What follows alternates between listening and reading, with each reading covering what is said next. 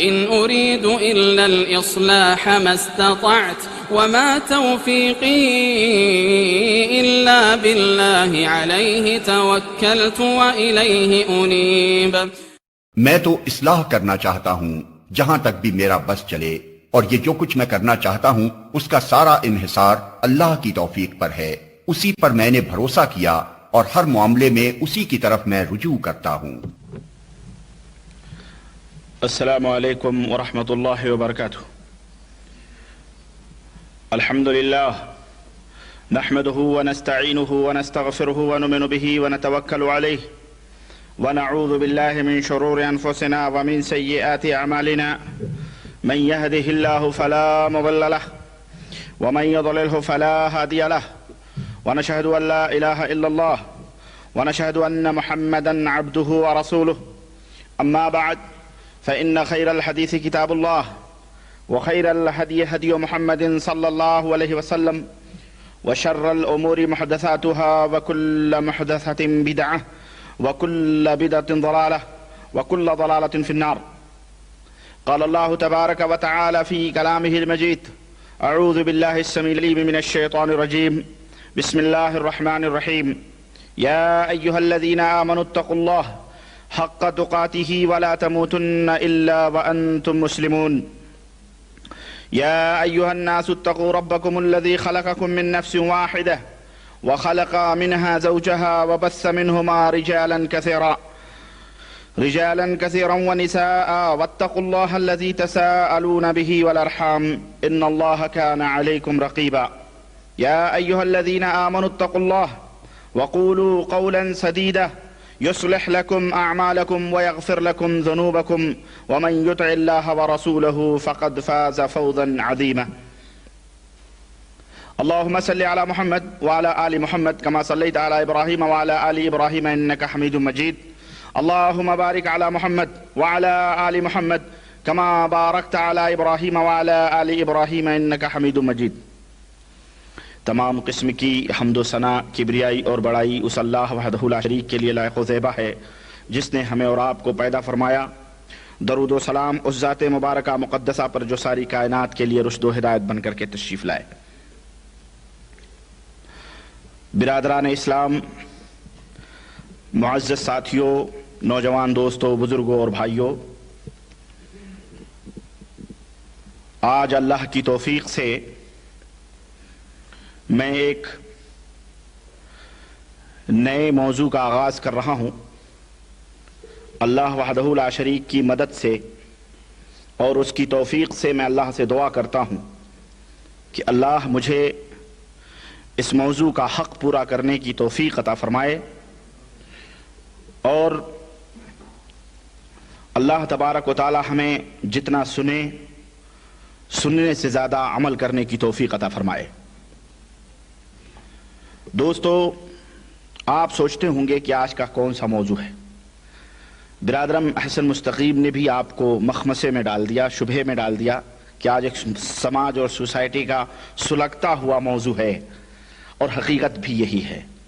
میں سوچ یہ رہا تھا کہ کچھ دن سے صوفیہ کے تعلق سے جو گفتگو ہو رہی تھی جب وہ ختم ہو گئی تو میں نے سوچا کہ کون سا ٹاپک لیں، لیکن ایک تو بہت سارے لوگوں کے اپنی فرمائشیں کہ جناب یہ موضوع مناسب رہے گا، اور کچھ احباب بذریعے خطوط، بذریعے کیسٹس بھی اس کا ڈیمانڈ کرتے ہیں کہ جناب یہ چیز سماج اور سوسائٹی میں بالکل کینسر کی طرح پھیلتی جا رہی ہے، ضرورت اس بات کی ہے کہ لوگوں کو اس چیز کی طرف اس چیز سے اس کی حقیقت لوگوں کے سامنے بیان کی جائے اور لوگوں کے سامنے وہ چیز رکھی جائے۔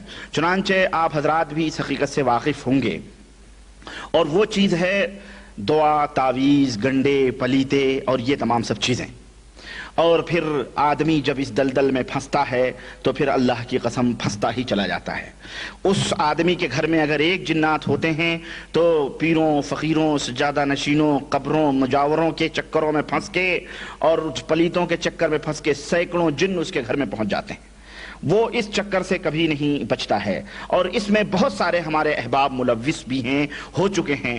اور اسی طرح سے ہندوستان ہو کہ پاکستان ہو کہ بنگلہ دیش ہو، غرض کی اکثر جگہوں پہ یہ لوگ موجود ہیں، اور ان کی دکانداریاں. ہمارے پاس ایک صاحب نے کیسٹ بھر کے بھیجا ہے، اللہ انہیں جزائے خیر دے، کہاں سے، مجمع سے کیسٹ بھر کے بھیجا ہے کہ جناب ہمارے ہاں میرٹھ شہر میں تو باقاعدہ لائن لگتی ہے، کارڈ بٹتے ہیں، آپ ڈیٹ لینے کے جائے اور تعویذ لینے کے لیے جائیں تو جناب علی آپ کو صبح جائیں تو شام کا کارڈ ملتا ہے کہ آپ شام کو ملاقات کریں.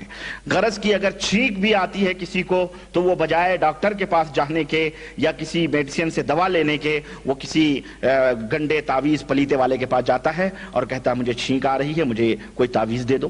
کسی کو بخار آیا تو اس کی دوا لینے کے بجائے وہ جھاڑ پھونک، وہ کیا کہتے ہیں، پلیتے جل. کسی کو غرض کی مختلف یعنی انداز اور طریقے سے یہ امت اس میں پھنسی ہوئی ہے. ظاہر ہے کہ اس کے اسباب اور وجوہات کیا ہیں. جیسا کہ برادرم نے بتلایا کہ آج ہم ہر طرف سے بہت ساری مصیبتوں میں گھرے ہوئے ہیں. لا علمی اور جہالت یہ سب سے بڑی مصیبت ہماری بنی ہوئی ہے. سب سے بڑی مصیبت دولت اور دیگر اور تمام سب چیزوں سے سب سے بڑی مصیبت اس ہمارے قوم کی، یعنی ہمارے ہندوستان، پاکستان، بنگلہ دیش بالخصوص رہنے والے جو بر صغیر ہند و پاک کے اندر لوگ ہیں، ان کی سب سے بڑی مصیبت جہالت اور نادانی. یعنی آپ کوئی دین اسلام کی بات کریں، آپ قرآن و سنت کی بات کریں، اللہ کی قسم آپ کے سامنے یہی کہیں گے جی ہم تو باپ داداؤں سے یہی کرتے چلے آئے، سنتے چلے آئے. اور یہ مولوی، یہ پیر، یہ مجاور اپنی جیبیں اس طرح سے انہیں بیوقوف بنا کر کے تعویذیں، گنڈے پلیتیں کر کے انہیں اس طرح سے بیوقوف بنایا ہوا ہے کہ اللہ کی پناہ. اور حقیقت بھی ہے. ایک چیز میں آپ کو بتاؤں، اگر ہم اس کو برا کہتے ہیں تو بہت سارے لوگوں کو جو ہم نے یہ بتلایا کہ جناب یہ شرک ہے، تعویذ کرنا، پلیتے کرنا، گنڈے کرنا، یہ الگ ٹاپک ہے، میں اس کے اوپر کبھی بولوں گا، میرا آج یہ موضوع نہیں ہے. لیکن چونکہ اس موضوع سے منسلک ہے یہ چیز، چونکہ میں اس کا انشاءاللہ تبارک تعالی جو میرا موضوع ہے وہ میں آپ کو بتاؤں کیا ہے. یہی جناتوں کی حقیقت اور اس کا علاج کیا ہے، جادوگری کیا چیز ہے، جناتوں کی حقیقت کیا ہے، یہ جن کون لوگ ہوتے ہیں، اس کا علاج کیا ہے. اگر کسی، چنانچہ میری یہ گفتگو جو ہوگی یہ مختلف درجات یعنی مختلف نقاط کے اوپر ہوگی. پہلی گفتگو میں یہ کروں گا کہ جناب علی، یعنی پہلی جو بات میں آپ کے سامنے رکھنا چاہتا ہوں وہ بات یہ ہوگی کہ جناب جناتوں کی حقیقت کیا ہے. بعض لوگ انکار کرتے ہیں جی کچھ بھی نہیں ہے، امریکہ والوں کو تو کبھی جنات نہیں پکڑتا، شیطان انہیں تو کبھی نہیں پکڑتا جتنا ہمارے ہندوستان پاکستان والوں کو جنات اور چڑیل اور بھوت اور شیطان تنگ کرتے ہیں. کسی امریکن کو تو ہم نے سنا بھی نہیں. ایسا لوگ کہتے ہیں. موجودہ دور کے دہریے جو ہیں کہتے ہیں جی ان کو تو کبھی جنات نہیں پکڑا، یورپ والوں کو کبھی جنات شیطان نہیں پکڑتے. تو میں یہ کہتا ہوں شیطانوں کو کبھی شیطان نہیں پکڑتے. بھئی شیطانوں کو شیطان کیا پکڑیں گے، انہیں کیا تنگ کریں گے. شیطان تو انہیں پکڑتے ہیں جو ان کے دشمن ہوتے ہیں، وہ تو ان کے دوست ہیں، وہ خود شیطان ہیں، تو انہیں کیا پکڑیں گے شیطان. المہم تو سب سے پہلے میں قرآن اور سنت سے انشاءاللہ تبارک و تعالی یہ چیز میں ان کی حقیقت، اور اس کے بعد میں یہ بتلاؤں گا کہ یہ جنات جو ہوتے ہیں یہ ان کا انسان سے کیا تعلق ہے، کس طرح سے یہ انسانیت سے، انسانوں سے ان کا کس طرح سے تعلق ہے. اسی طرح سے کیا یہ جو شیطان ہیں یہ انبیاء علیہ الصلوۃ والسلام سے بھی ان کا کیا تعلق ہے، انبیاء علیہ الصلوۃ والسلام سے بھی یہ ٹکر لیتے ہیں یا کیا کرتے ہیں. اسی طرح سے دلوں کو خراب کرنے کے لیے، ایمان اور عقیدے کو بگاڑنے کے لیے کون کون سے راستے ہیں شیطان کے، یہ بھی ایک الگ موضوع ہے. لیکن چونکہ اس سے اس کا تعلق ہے اس لیے میں اس کی تفصیل تو آپ کے سامنے نہیں رکھ سکتا کیونکہ مختصر وقت ہے. میں انشاءاللہ تبارک و تعالی اس کے 2-3 پوائنٹس میں بتاؤں گا، یہ راستے ہیں اور اس طرح ایک اشارہ کر دوں گا. اسی طرح سے شیطان سے بچنے کے کیا تدابیر ہیں، کس طرح سے آپ شیطان سے بچ سکتے ہیں، کس طرح سے آپ بہت ساری مصیبتوں سے نجات پا سکتے ہیں، وہ انشاءاللہ تبارک تعالیٰ آپ کے سامنے میں رکھوں گا. اصل میں یہ موضوع بیان کرنے کی ایک وجہ، جیسا کہ میں نے بتایا کہ بہت سارے اخوان اور احباب اور دوستوں کا یہ خاص طور سے ڈیمانڈ ہوا کہ جناب ہمیں اس کا علاج چاہیے. دوسری چیز یہ ہے کہ اگر ہم کسی کو، جیسا کہ میں نے بتایا، اگر ہم منع کریں کہ جناب علی یہ کرنا شرک ہے، یہ کرنا شرک ہے، ایسا نہیں کرنا چاہیے، پلیتے نہیں کرنا چاہیے، جادوگری نہیں، یہ تو وہ یہ کہتے ہیں کہ جناب آپ ہمیں اس کا بدل بتائیں، یعنی اس کا نیم البدل کیا ہے، یعنی اس کی جگہ پہ کوئی دوسری چیز جو جائز ہے، حلال ہے، وہ ہمیں بتلائیں. ہم تو سمجھتے ہیں یہی حلال ہے، چنانچہ یہ لمبی لمبی داڑھیاں، یہ لمبے لمبے چگے، یہ مالے، یہ تسبیحاں، یہ انگوٹھے، یہ گھروں میں مکے مدینے کی اور بغداد اور اجمیر اور کلیر کی تصویریں، اور یہ جناب علی موٹی موٹی اگربتیاں، اور یہ مورچھل، اور یہ یعنی وہ تمام گندگیاں جس کو کہہ لیں آپ، گندگی کہہ لیں ان سب چیزوں کو، یہ رکھ کر کے لوگوں کو مرعوب کیا جاتا ہے. اور ایسے ایسے موٹے موٹے مستان بیٹھے رہتے ہیں، نظریں چڑھاتے ہیں تو ایسا لگتا ہے جیسے کہتے ہیں یہ جلال آیا ہے بابا کو. ارے وہ گنجیڑی ہوتے ہیں، اللہ کی قسم، وہ بھنگ پی پی کے ان کی آنکھیں لال ہو جاتی ہیں. اب وہ جب نظر اٹھا کے دیکھتا ہے، ہاں یہ کر کے تو آ رہا ہے، تیرے گھر میں آج یہ پکا، تو بیچارے کو وہیں پہ سمجھیے ڈھیلا ہو جاتا ہے. وہ سمجھ رہے ہیں؟ تو یہ لوگ یہ سمجھتے ہیں کہ یہ بہت بڑے پائے کے ولی اللہ ہیں، پہنچیلے بزرگ ہیں، کہ نظر کرم اٹھتی ہے تو جناب علی فاسق و فاجر بھی چینج ہو جاتے ہیں. میں نے آپ کو شاید بتایا ہو، واللہ بات تو بہت زیادہ ہوتی ہے لیکن موضوع اور وقت کم ہے، لیکن میں آپ کو بتاتا اور یہ زندہ کہانی ہے. یہ حج کے موقع پر میں احرام پہنے ہوئے، ابھی اسی سال کی بات ہے، طواف افاضہ کر کے میں باہر کھڑے کے اپنے ساتھیوں کا میں انتظار کر رہا تھا. ہمارے ساتھ کچھ نو مسلم لوگ تھے بیچارے، جن کو حج کرانے کے لیے ہم لے گئے تھے. اتنے میں نکل ہی رہا تھا جب تک ایک بڑا ہی خوبصورت، اللہ کی قسم بہت ہی خوبصورت، ہینڈسم، ماشاءاللہ داڑھی اور نوجوان، بالکل نوجوان لڑکا چند 3-4 آدمیوں کو لے کر کے کچھ باتیں کر رہا تھا، اور میں وہیں کھڑا تھا اپنا احرام پہنے. میں نے، اب جانتے ہیں حج کے بعد جب احرام نہ کھولے آدمی تو کن حالتوں میں ہوتا ہے، بالکل ویسے ہی اڑے ہوئے بال، ایک دم عجیب و غریب. تو میں اتفاق سے ایک بات اس کی میرے کان میں پڑ گئی، اور وہ ان سے یہ کہہ رہا تھا کہ جی ہمارے یہاں جو بزرگ ہیں وہ بس ان کی نظر اٹھتی ہے اور بے نمازی جو ہے وہ نماز پڑھنے لگتا ہے، اور جناب علی چور جو ہے وہ توبہ کر لیتا ہے، شرابی اپنے جام توڑ دیتا ہے. اس طرح کی 3-4 آدمی اس بات ہو رہی تھی. میں کان لگا کے کھڑا ہو گیا، سننے لگا. میں نے سنوں، وہ خوب تعریفیں وہ بابا کی کر رہا تھا کہ ہم بہت ڈاکو تھے، میں بہت ہی بدکار تھا، زناکار تھا، اور بہت ہی بے حیا تھا، میں شرابیں پیتا تھا، یہ کرتا تھا، نماز نہیں پڑھتا تھا، میرا نام مسلمانوں کا تھا، لیکن اس طرح سے چنانچہ میں داڑھی بھی مڈاتا تھا، اور اس طرح سے مطلب وہ بات وہ کر رہا تھا. لیکن بابا کے پاس گیا، ہمارے جو مرشد ہیں انہوں نے نظر کرم کی اور میں سب کچھ سدھر گیا. اور یہ بہت سارے بلاؤں کو، مصیبتوں کو دور کرتے ہیں، اور یعنی خوب میں سنتے میں ایک دم یعنی بھر گیا، یوں سمجھیے پک گیا. جب میں پک گیا تو میں نے اس کو ایسے ہی کندھے پہ، اس کو پیچھے کھڑا تھا نا، میں نے اس کو کندھے پہ ہاتھ رکھا تو مڑ کے دیکھا میں نے، اور بالکل باب عبدالعزیز کے دروازے کے سامنے، بالکل وہیں پہ ایسے ہی میں نے کہا السلام علیکم. بولے وعلیکم السلام. اور اس کے ساتھ 2-3 دڑمنڈے کھڑے، اس کے ساتھ 2-3 دڑمنڈے تھے، وہی ایک داڑھی والا تھا. میں نے کہا السلام علیکم. انہوں نے کہا وعلیکم السلام. میں نے کہا جناب ابھی آپ کی میں باتیں سن رہا تھا اور بڑی اچھی گفتگو تھی، میں ایک بات آپ سے پوچھنا چاہتا ہوں.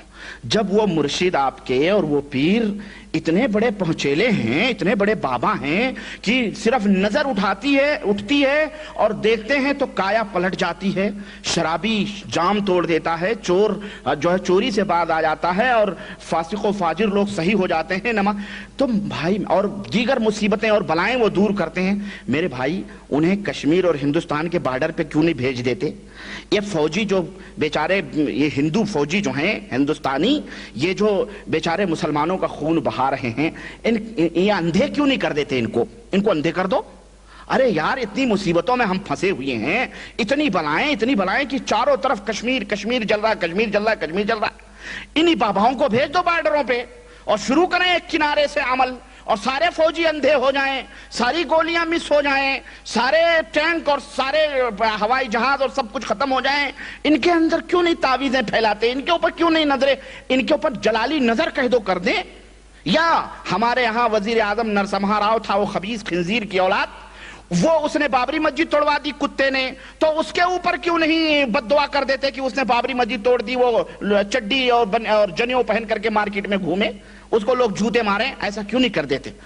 یہ میں نے وہی دروازہ، اور چونکہ طبیعت میری ناساز بھی تھی، آواز بھی میری ایک دم اکھڑی ہوئی تھی اور مجھے غصہ لگ رہا تھا، تو وہ کہہ رہا جناب، وہ جو دوسرے 2-3 تھے دڑمنڈے ایک دم کلین شیو، انہوں نے کہا جناب آپ تمیز سے بات کریں. میں نے کہا میں تمیز سے بات کر رہا ہوں بھائی، بڑے ادب سے بات کر رہا ہوں، ورنہ ہمیں اتنے ادب سے نہیں بات کرنا چاہیے. میں بہت ادب سے حرم میں کھڑ کے میں بات کر رہا ہوں. اس دروازے کے اوپر یہ توحید کا حرم ہے, یہاں سے نبی کریم صلی اللہ علیہ وسلم نے شرک کو مٹایا, اور تم اسی دروازے پہ کھڑ کر کے گمراہ کر رہے ہو اور لوگوں کو اللہ کا در چھڑوا کر کے اور ان کفرستانوں کے لوگوں کو اور کافروں اور مشرکوں کی طرف دعوت دے رہے ہو جو قبروں کے مجاور بنے ہوئے. شیطان ہو تم لوگ. میں بھڑکا ایک دم, اور آواز میری اکھڑی ہوئی تھی. انہوں نے کہا جناب آپ اس طرح کی بات ہے. میں نے جب تک 2-3 آدمی اور آ گئے, اور میں دیکھتے ہی اس کی نظر میری اس کے بلے پہ پڑی, تو وہاں یا رسول اللہ المدد اور حجر اس کا گنبد خضرا کا لیبل لگایا ہوا تھا, لوہے کی پیتل کا بنا کر کے یہاں لگایا تھا. میں سمجھ گیا یہ تو کوئی ہری پٹی والا ہے یہ. چنانچہ وہ بھی آ کے کھڑا ہو گیا, کہا آپ اولیاء اللہ کی شان نہیں جانتے ہیں, آپ گستاخی کر رہے ہیں. میں نے کہا گستاخ تم ہو, اولیاء اللہ کون ہیں تمہیں کیا پتا؟ ایسے لوگ اولیاء اللہ ہیں یہ ان لوگوں کو تم نے اولیاء اللہ سمجھا ہو؟ بولے اللہ تعالیٰ نے فرمایا الا ان اولیاء اللہ. میں نے کہا خاموش, مجھے تو سنا رہا ہے, اس لباس میں ہوں, تو یہ سمجھ رہا کوئی للو پنچو ہے کیا؟ احرام پہنا ہو تو اس کا مطلب نہیں للو پنچو سمجھ. اچھا آپ ادھر آئیں ذرا, آپ چلیں. کہہ رہا نہیں میں نہیں جاؤں گا. میں نے کہا آپ چلیں میرے ساتھ تھوڑی دیر, میں ذرا آپ سے کچھ. بولے میں لندن سے آیا ہوں. میں نے کہا تو لندن سے آنے کی مجھے دھمکی نہ دے, تو آسمان سے اترا ہو, تو آسمان سے اتر کے اگر مجھے شرک کی دعوت دے, شرک کی طرف دعوت دے, تو میں تجھے جوتے ماروں. نکل یہاں سے, چلو یہاں سے میرے ساتھ آؤ. تو کہہ رہا نہیں میں جاؤں. تب تک 2-3 جو ہے اس کے ساتھ لگے, بولے نہیں آپ چھوڑیں ان کو. میں نے کہا نہیں بھائی, ہم کہیں پولیس کے پاس نہیں لے جائیں گے, آپ میں سے میں تھوڑی سی بات کرنا چاہتا ہوں, بس 1 سیکنڈ. لیکن وہ لوگ کہنے لگے. میں نے کہا آپ لوگ بھائی ٹھہرو یہیں پہ, مرید جو تھے اس کے. بولے نہیں ہم حضرت کے ساتھ ہی رہیں گے. بولے میں نے 900 غیر مسلموں کو مسلمان بنایا ہے اور ہم لندن میں یہ کام کرتے ہیں. میں نے کہا اپنی جیسا بنایا ہوگا, قبر پجاری, قبر پرست, آسمان سے گرا کھجور پہ اٹکنے والی بات تو کر رہے اور کیا کر رہے ہو؟ ان کو صحیح مسلمان تم نے کہاں بنایا؟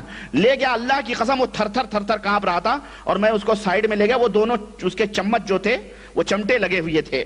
میں نے کہا اللہ سے ڈرو, یہ حرم ہے, یہ توحید کا شہر ہے. اللہ کے نبی صلی اللہ علیہ وسلم نے یہاں تو ابراہیم اور اسماعیل اور جو ہے مریم کی بھی تصویروں کو پیروں سے کچلا تھا, اور یہاں سے اس کو پاک کیا تھا اسے, اور تم حرم کے دروازے پہ کھڑ کر کے اور تم شرک کی دعوت دیتے ہو. ہم جو کہہ رہے ہیں تم ہمارے اوپر غصہ کیوں ہو گئے؟ جاؤ کہہ دو نا جلالی نظر اٹھاتے بھارت بھسم ہو جائے. تمہارے جیسے لوگ اگر دنیا کے اندر رہیں تو پھر تو مسلمانوں کا بیڑا ہی پار ہے بھائی. ضرورت کیا ہے اسلام کی؟ ضرورت کیا ہے آپ جیسے بابائی لوگ زندہ؟ لیکن یہ جو عالم اسلام پر مسلمان پس رہا ہے, اس کا علاج کیا ہے؟ غرض کی وہ اتنا مبہوت ہوا, بولے میں آپ سے کیا بات کروں, آپ سے بحث کروں, آپ ہمارے گھر پہ آئے تھے تو ہم بتاتے. ہم نے کہا کہاں ہے آپ کا گھر؟ بولے ہم نہیں بتائیں گے. وہ چلا گیا, اس کو دونوں مرید اس کو لے کے چلے گئے. المہم کہنے کا مطلب یہ ہے کہ اس طرح سے دھونس جماتے ہیں, اس طرح سے امت کو گمراہ کرتے ہیں. وہ شیطان تھا. آخرکار وہ اس کو بولا کہ میں نے تجھے کہا تھا حرم کے دروازے پہ مت کھڑو, باہر کھڑا ہو. چنانچہ اس کو لے کر کے پھر وہ جماعت منتشر ہو گئی وہاں سے. المہم اس طرح سے لوگ اپنی پیری کا, مجاوری کا, مرشدی کا, تقوی کی, پرہیزگاری کا, اور جناب وہ لباسوں کا, اور اپنی چوٹیوں کا, اپنے اتنے موٹے موٹے مالاؤں اور تسبیحوں کا, انگوٹھیوں کا, آپ نے دیکھا ہوگا ایسے لوگ ہمارے یہاں بہت ہیں. اور کچھ سادی وردی کے اندر بھی بیٹھے ہیں. کچھ سادی وردی, سب ایسے نہیں ہوتے, کچھ سادی وردی کے اندر بھی بیٹھ کے لوگوں کو لوٹتے ہیں, اپنے آپ کو حکیم الامت اور پتہ نہیں کیا کیا کہتے ہیں, اور قرآن کو بیچ کے کھاتے ہیں. آپ کہو گے یہ دیکھو میرے پاس, میں کیوں یہ موضوع بیان کر رہا ہوں, اس کی بھی ایک وجہ. یہ حکیم الامت کی پڑیا ہے, یہ نسخہ حکیمیہ ہے. یہ مولانا اشرف علی تھانوی صاحب, دیکھیں برا نہ مانیے گا, یہ میں اپنی طرف سے نہیں بول رہا ہوں, برا ماننے کی ضرورت ہے, میں کسی کے اوپر تان و تشنیع کر رہا ہوں. یہ سمجھنے کی بات ہے. ہم نے کوئی غلط بات نہیں کی, ہم نے کہا حکیم الامت ہیں یہ, ہر چیز میں ظاہر ہے رہنمائی. نبی تو غیر, نبی صلی اللہ علیہ وسلم کو کون مانتا ہے حکیم؟ نبی صلی اللہ علیہ وسلم کو کون مانتا ہے رہبر و رہنما؟ نبی صلی اللہ علیہ وسلم کو قائد و رہبر مانتا ہے. وہ نبی صلی اللہ علیہ وسلم تو گئے خلاص, ان کی کتاب و سنت وہ بزرگان دین سمجھ کے لکھ کے چلے گئے. اب یہ نئے مجدد, اس زمانے کے مجدد لوگ ہیں جو اس دور میں نبوت اور رسالت کے جو ہے پیکر بن کر کے لوگوں کو حکامت کی بات کر رہے ہیں. دیکھیں یہ لکھتے ہیں, ایک آگے باندھ لے, ایک پیچھے باندھ لے دامن میں, اور تیسرا باقی بچا. تو دیکھیں کیا کہہ رہے ہیں, غور کرنے کی بات ہے, آپ کی توجہ میں چاہتا ہوں. حکیم الامت مولانا اشرف علی تھانوی دیوبند کے, یہ بہت بڑے پائے کے ان کی ترجمہ قرآن, نہ جانے کتنی کتابیں ہیں اللہ کی بات. لکھتے ہیں کہ ایک تو آگے باندھ دے, دوسرے پچھلے دامن میں, اور ایک زیر ناف باندھ لے. نعوذ باللہ, کہاں باندھ لے؟ زیر ناف. ہمارے ایک بھائی نے ہم سے سوال نہیں کیا بلکہ کیسٹ بھر کے بھیجا, کہا جناب آپ نے درود و سلام والی کیسٹ میں کتا کہا ہے. اب جاہل لوگ یہ کہتے ہیں جی کتا ہم کو کہہ رہے ہیں میلاد پڑھنے والوں کو, ہے نا, آپ نے اصل میں کس کو کتا کہا, اور جاہل لوگ بیچارے کسی اور کو کتا سمجھتے ہیں. میں نے نہیں کہا کتا, انہوں نے خود اپنے آپ کو کتا کہا ہے. میں نے تو صرف سگ کے اوپر جو پردہ پڑا ہوا تھا نا, سگ, لفظ سگ, اس کے اوپر جو سگانے مدینہ, سگے مدینہ, کتا جو پڑا, جو سگ مانے کتا ہوتا نا, تو اس کتے کے اوپر جو پردہ پڑا ہوا تھا میں نے وہ پردہ ایسا پھاڑ دیا. میں نے کہا دیکھ یار اس کے پیچھے یہ سگ کا مطلب کیا ہے ذرا سمجھ, یہ دیکھ. تو اب بلبلا گئے جی ربانی صاحب کتا کہہ رہے. میں نے نہیں کتا کہا بھائی, میں کسی کو کتا, ان کی کتابوں میں لکھا ہوا ہے یہ کتا لکھا, وہ خود اپنے آپ کو کتا بن رہے ہیں, تو ہمیں کہنے میں کیا مذائقہ ہے یہ بتاؤ. اگر ہم کہیں یہ مدینے پاک کے کتے یا غوث پاک کے کتے ادھر آ, تو کون سی بری بات ہے بھائی. ابھی خود کہہ رہے ہو تو ہم بھی کہہ رہے ہیں. تو یہ ہم نہیں کہہ رہے ہیں. زیر ناف, زیر مانے نیچے, اور ناف تو سمجھتے ہیں آپ, ناف کے نیچے یعنی جہاں گندگی کے بال ہوتے ہیں, جہاں کہ اللہ کے نبی صلی اللہ علیہ وسلم نے فرمایا کہ وہ ناف کے نیچے کے بال جو ہے صاف کیا کرو ہفتے میں, 2 ہفتے میں, 40 دن کے اندر. وہی زیر ناف. اب وہ مقام تو نہیں بتا سکتے جہاں سے خون نکلتا ہے, وہ مقام تو زیر ناف تو پورا ہی ہے کہ نہیں, چونکہ حکیم کی پڑیا ہے, اس لیے یہ دیکھیں یہ اعمال قرآنی. میرے عزیز میرے بھائی, یہ ایک چاول ہے ڈیک کا, یہ ڈیک کا ایک چاول ہے. اس طرح کی تو میں سینکڑوں مثالیں لا سکتا ہوں, ہمیں اس سے غرض نہیں. یہ حضرت کس جماعت کے لیڈر ہیں یا رہنما تھے, اللہ تعالیٰ معاف کرے, ہم تو یہی کہیں گے, اور ایسے ان کے شر اور فساد لکھی ہوئی باتوں کے اوپر ہمیں عمل کرنے سے بچائے. غرض کہنے کا مطلب یہ ہے کہ اس طرح کی پڑیے لوگوں کے اندر تقسیم کیے جاتے ہیں. اب لوگ بیچارے ہمارے کہتے ہیں کہ جناب ہمیں تو اس کا علاج تو پتہ نہیں ہے, یہ جن ہے, یہ بھوت ہے, یہ پریت ہے, یہ کیا ہے, یہ مصیبتوں میں ہم پھنسے ہوئے ہیں. آخرکار اس کا علاج کیا ہے؟ تو ایک سبب تو یہ ہے کہ میں یہ چاہتا ہوں کہ آپ حضرات کے سامنے وہ علاج بتاؤں جو قرآن و سنت سے ثابت ہے. اللہ اور اس کے رسول صلی اللہ علیہ وسلم نے جس طرح سے علاج کیا, اور جیسا کہ میں نے بتلایا کہ میری گفتگو یہ 3-4 پوائنٹس کے اوپر ہوگی. سب سے پہلے چونکہ یہ جناتوں وغیرہ کا بھی اثر ہوتا ہے یہ تمام سب چیزیں. اب پیٹ میں درد ہو تو آدمی رکھے جھاڑ پھونک کرے, بھائی پیٹ میں درد ہو تو ذرا سا آپ وہاں سے بھی دوائیں بھی لے لیں. اب یہ نہیں کہ اسی کے اوپر آپ کو کینسر کی بیماری ہوگی تو پیر صاحب کی پڑیا کھائیں, پڑیا لکھ کے باندھیں تعویذ. تو اسی طرح سے آپ کہیں سفر کریں تو ہمارے ہاں امام ضامن بھی باندھتی ہیں, ہماری مائیں بہنیں ہمارے ہاں جب چلتے ہیں, کوئی باہری لوگ یہاں بہت سارے آتے ہیں تو کہتے ہیں جی امام ضامن باندھ لو, اس میں کچھ پیسے ہوتے ہیں. امام ضامن, امام حسین کہتے ہیں امام حسین کی ضمانت میں تم جا رہے ہو, یا امام علی کی ضمانت میں جا رہے ہو, یعنی تم ان کی نگرانی اور نگہداشت میں تم یہ سفر کر رہے ہو, اور پھر جب وہاں پہنچنا تو اس کو کھول کے ان کے نام کی نیاز دلا کے فاتحہ پر روحوں کو بخش دینا, خلاص. یہ ہوتا ہے امام ضامن. اور لوگوں نے تو اپنے رہے, نرسمہا راؤ اور بی جے پی کے لیڈر کون تھا, وہ اٹل بہاری واجپئی, اس کے اوپر بھی امام ضامن باندھتی ہیں. ہمارے ہاں کی نقاب پوش عورتیں بیچاری, ہم نے دکھایا تھا وہ فوٹو کہ امام ضامن باندھ رہی ہیں. تم سلامت رہو 1000 برس, اس طرح مسلمانوں کو جوتے مارتے رہو, یہی بتلا رہی ہیں تم تو. اور پھر یہ ہمارے درگاہوں کے مجاور بیچارے قبروں کے اوپر جب لیڈر جاتے ہیں تو ان کو دستار بندی پیش کی جاتی ہے, تلوار پیش کی جاتی ہے. ائمہ کانفرنس تھی, اللہ کی قسم میں نے اپنی آنکھوں سے دیکھا, دلی کے اندر بچوں کا گھر ہے ایک, دریا گنج میں بچوں کا گھر ہے. میں اس وقت پڑھ رہا تھا, اور راجیو گاندھی جنرل سیکرٹری تھا, مر گیا خبیث. تو اب وہ جب گیا وہاں پہ تو باقاعدے ائمہ لوگوں نے اس کے اوپر پگڑی باندھی اور تلوار دیا, اس کو تلوار پیش کیا. مسلمانوں کو کاٹنے میں کام آئیں گی یہ تلواریں, یہ ہتھیار ہے نا.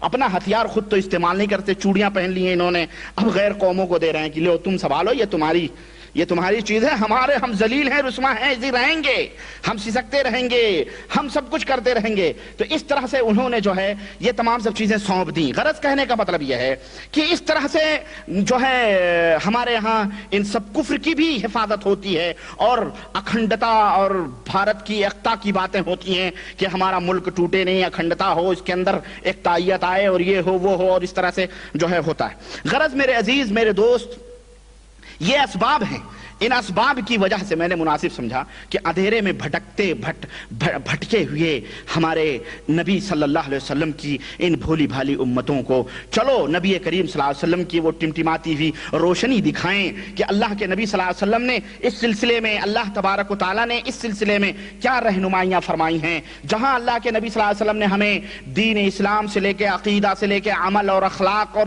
چھوٹی سے چھوٹی باتیں بتلائی ہیں، کیا اللہ کے نبی صلی اللہ علیہ وسلم نے اس طرح سے ہمیں ان شیطانوں اور ان بھوتوں سے بچنے کا بھی کوئی راستہ بتلایا ہے یا نہیں بتلایا ہے؟ حقیقت یہ ہے کہ اللہ کے نبی صلی اللہ علیہ وسلم نے یہ راستے اللہ کی قسم بتلائے ہیں، اور بہت ہی مدلل طریقے سے اللہ نے بھی بتلایا اور نبی کریم صلی اللہ علیہ وسلم نے بھی بتلایا کہ شیطانوں سے اس طرح بچ سکتے ہو، شیطان تمہیں چھو بھی نہیں سکتا، شیطان تمہارے قریب بھی نہیں آ سکتا، شیطان تمہیں کوئی پریشان نہیں کر سکتا، ان سے بچ سکتے ہو، اور اگر کبھی بائی چانس دشمن ہے، کبھی کوئی دھکا لگا دیا تو اس کے بچنے کی یہ ترکیب ہے، اللہ کے نبی نے بتلائی ہے۔ لیکن اصل میں یہ ہے نا کہ تعویذ پہن لینا، پلیتے پہن لینا آسان ہے، لیکن نبی کریم صلی اللہ علیہ وسلم کی باتیں چونکہ وہ عمل کرنا پڑے گا، اس کے اوپر جو ہے عملی ثبوت دینا پڑے گا، لوگوں کو سب کچھ کیا کہتے ہیں محنت کرنا پڑے گی، اس لیے اس سے دور بھاگتے ہیں۔ اور نہ یہ مجاور اور نہ یہ پیر، نہ یہ شیخ الحدیث اور نہ یہ محدث کرام جو تعویذیں بنڈل کے بنڈل بیچتے ہیں، اس امت کو بتاتے ہیں کہ میرے بھائی یہ کرو تم اپنا عقیدہ درست کرو، نہیں بتاتے۔ جیبیں بھر رہے ہیں، یہ 100 روپے کی تعویذ ہے، یہ 1000 کی تعویذ ہے، یہ 125 کی تعویذ ہے، یہ 500 کی تعویذ ہے، اس طرح تمہارے گھر میں اتنے جنات، اتنے، یہی سب بتایا جاتا ہے۔ غرض کہنے کا مطلب ہے میں نے سوچا کہ آپ حضرات کے سامنے، اپنے دوستوں کے سامنے، اور جہاں تک میری آواز جائے پہنچے ان لوگوں کے سامنے میں یہ باتیں کھول کر کے رکھوں کہ سب سے پہلے دشمن کی حقیقت سمجھو۔ شیطان ہی تو دشمن ہے نا، ان الشیطان الانسان عدو مبین۔ سب سے پہلے دشمن کی حقیقت سمجھو، پھر دشمن کن کن راستوں سے تمہارے اوپر حملہ آور ہوتا ہے اس کو سمجھو، کیا اس نے انبیاء کے اوپر بھی حملے کیے اسے بھی سمجھو، کیا اس کا دلوں کے برباد کرنے کے کون کون سے راستے ہیں اس کو بھی سمجھو، پھر اس دشمن سے بچنے کے کیا کیا طریقے ہیں وہ بھی سمجھو، اور جو دشمن کی رنجش اور اس کی بندش میں آ چکا ہے، دشمن کے جھمیلے میں پہنچ چکا ہے اس شیطان کے، اس کا علاج کیسے ہو، وہ کیسے بچ سکتا ہے، یہ تمام سب چیزیں میں انشاءاللہ تبارک و تعالی یہ آپ کے سامنے رکھنا چاہتا ہوں۔ آئیے سب سے پہلے، اچھا ایک چیز اور میں آپ کو بتاؤں، بعض ہمارے بھائی لوگ ہیں یہ سوچتے ہیں کہ یہ جو علاج ہوگا دشمن کا، جنات کا، یہ سوچتے ہیں کہ یہ علاج صرف وہی کر سکتا ہے جو کسی قبر کا مجاور ہو، یا کسی چلے کے اوپر بیٹھا ہو، یا تعزیے پہ سجدہ کرتا ہو، یا نظر و نیاد، یہ تمام سب چیزیں جو خرافات کرتے ہیں یہی لوگ کر سکتے ہیں۔ وہ ان کا یہ سوال ہوتا ہے کیا ہم بھی یہ علاج کر سکتے ہیں؟ بے شک آپ بھی یہ علاج کر سکتے ہیں، ہر مسلمان یہ علاج کر سکتا ہے۔ شرط کیا ہے؟ اس کے کچھ صفات ہیں، علاج کرنے والے کے لیے کچھ صفات ہیں، کچھ اس کے گن ہیں، وہ سمجھ لیں، اس کو اپنے ذہنوں میں بٹھا لیں، بے شک آپ بھی اس طرح سے علاج کریں، اپنا علاج کریں، اپنے گھر والوں کا علاج کریں۔ وہ شروط ہیں، ان شروط کے اوپر آپ مکمل طور پہ اتر جائیں، یقیناً آپ بھی کر سکتے ہیں۔ اسی طرح سے کچھ شبہات اس طرح کے بھی پیدا ہوتے ہیں کہ جناب علی قرآن کریم میں ظاہر ہے اللہ کے رسول صلی اللہ علیہ وسلم نے جو آیتیں آپ پڑھ کے بتاؤ گے، یا یہ آیت ایسا تو اللہ کے نبی نے نہیں فرمایا ہے کہ جی یہ آیت پڑھو تو یہ ہوگا، یہ آیت کریمہ پڑھو تو یہ ہوگا، تو کیسے آپ کیا کریں گے؟ تو اصل میں یہ ہے کہ ہمارا جواب یہ ہے کہ جناب ایسا ہے کہ اللہ کے رسول صلی اللہ علیہ وسلم نے، بلکہ اللہ تبارک و تعالیٰ نے پورے قرآن کو شفا قرار دیا ہے۔ جہاں حضور صلی اللہ علیہ وسلم سے مل جائے حدیث کہ اللہ کے نبی نے یہ پڑھا، وہ تو اہلاً و سہلاً سراخوں پہ، جہاں نہ ملے وہاں قرآن کریم کی آیت ہے۔ اللہ تعالیٰ نے فرمایا وَنُنَزِّلُ مِنَ الْقُرْآنِ مَا هُوَ شِفَاءٌ وَرَحْمَةٌ لِّلْمُؤْمِنِينَ وَلَا يَزِيدُ الظَّالِمِينَ إِلَّا خسارہ، کہ ہم نے اس قرآن کو اتارا ہے اور اس میں شفا ہے، اس میں کیا ہے؟ شفا ہے، مومنوں کے لیے شفا ہے، اور اس میں رحمت ہے، اور ظالموں کے لیے اس میں کیا ہے؟ خسارہ اور نقصان ہے۔ اسی طرح سے اللہ کے رسول صلی اللہ علیہ وسلم نے اور یہ شفا جو ہے جہاں پر آدمی کی روحانیت کو یہ قرآن شفا دیتا ہے، شرک اور خرافات کی گندگیاں اور پلید ان دلوں سے نکالتا ہے یہ قرآن، اور اسے صحیح فکر اور اللہ وحدہ لا شریک کی معرفت یہ قرآن دیتا ہے، وہیں جسمانی طور پر جو آفات، جو بلیات، جو آہات، جو پریشانیوں میں یہ اللہ کے بندے ملوث ہوں گے ان کے لیے بھی اس میں شفا ہے، معنوی طور پر بھی اور یعنی روحانی طور پر بھی اور جسمانی طور پر، دونوں طور پر یہ قرآن ہمارے لیے شفا ہے۔ اسی طرح سے حضرت عائشہ رضی اللہ تعالی عنہ کی روایت، اللہ کے رسول صلی اللہ علیہ وسلم نے فرمایا، حضرت عائشہ رضی اللہ تعالی عنہ فرماتی ہیں کہ نبی کریم صلی اللہ علیہ وسلم ہمارے پاس آئے اور ہمارے پاس ایک عورت بیٹھی ہوئی تھی جو علاج کر رہی تھی، جو علاج معالجہ کرتی تھی، تو یعنی وہ جھاڑ پھونک کرتی تھی، تو اللہ کے رسول صلی اللہ علیہ وسلم نے فرمایا عالجی ہے بکتاب اللہ، اے بندی خدا، اے بادی خدا، اللہ کے قرآن سے علاج کرو۔ کس سے علاج کرو؟ اللہ کے کتاب یعنی قرآن کریم سے علاج کرو۔ تو اس آیت کریمہ سے، اس حدیث سے صاف واضح ہو گیا کہ پورے قرآن سے بھی ہم علاج کر سکتے ہیں اور یہ جائز ہے، اس کے اندر کوئی قباحت نہیں ہے۔ اسی طرح سے بخاری شریف کی وہ روایت جس میں حضرت ابو سعید خدری رضی اللہ تعالیٰ عنہ نے وہ بچھو کے ڈنگ جس کو لگے تھے سورہ فاتحہ پڑھ کے علاج کیا تھا، تو نبی کریم صلی اللہ علیہ وسلم نے فرمایا کہ تجھے کیسے معلوم ہوا، تمہیں کیسے معلوم ہوا کہ سورہ فاتحہ کے اندر یہ اس سے جھاڑ پھونک کیا جاتا؟ تو نے بولا اللہ کے نبی نے پڑھ گیا اللہ تعالیٰ فائدہ دی۔ اس میں بھی واضح طور یہ ملتی ہے کہ سب نے اس وقت یہ نہیں سوچا کہ یہ سوچو کہ اللہ کے نبی نے کون کون سی آیتیں پڑھی ہیں، بلکہ ان کے ذہن میں بات آئی کہ قرآن سے علاج ہوتا ہے، اس لیے انہوں نے سورہ فاتحہ پڑھ دیا، خلاص اللہ تعالیٰ نے اسے شفا دے دی۔ اسی طرح سے جس طرح سے قرآن سے علاج کرنا جائز ہے، اسی طرح سے نبی کریم صلی اللہ علیہ وسلم سے جو دعائیں ثابت ہیں اس سے بھی علاج کرنا جائز ہے۔ اسی طرح سے اللہ کے جو اسما ہیں، اللہ کے نام جو ہیں 99 اور جو بھی کم و بیش زیادہ کم ہوں، اسی طرح سے وہ اللہ تعالیٰ کے جو صفات ہیں ان کے ذریعے سے جو ہے جھاڑ پھونک کرنا یہ جائز ہے۔ اسی طرح سے صحیح مسلم کے اندر اللہ کے رسول صلی اللہ علیہ وسلم سے لوگوں نے کہا کہ انہوں نے کہا اے اللہ کے رسول انا کنا نرقى فی الجاہلیہ، اے اللہ کے نبی ہم جاہلیت کے زمانے میں، کفر کے زمانے میں جو ہے ہم جھاڑ پھونک کرتے تھے، تو آپ صلی اللہ علیہ وسلم نے فرمایا اعرضوا علی رقاکم لا باس بالرقیہ، اے لوگو اپنے جھاڑ پھونک کی جو دعائیں تھیں اس کو ہمارے اوپر پیش کرو، یعنی بتاؤ کیسے کیسے پڑھتے تھے۔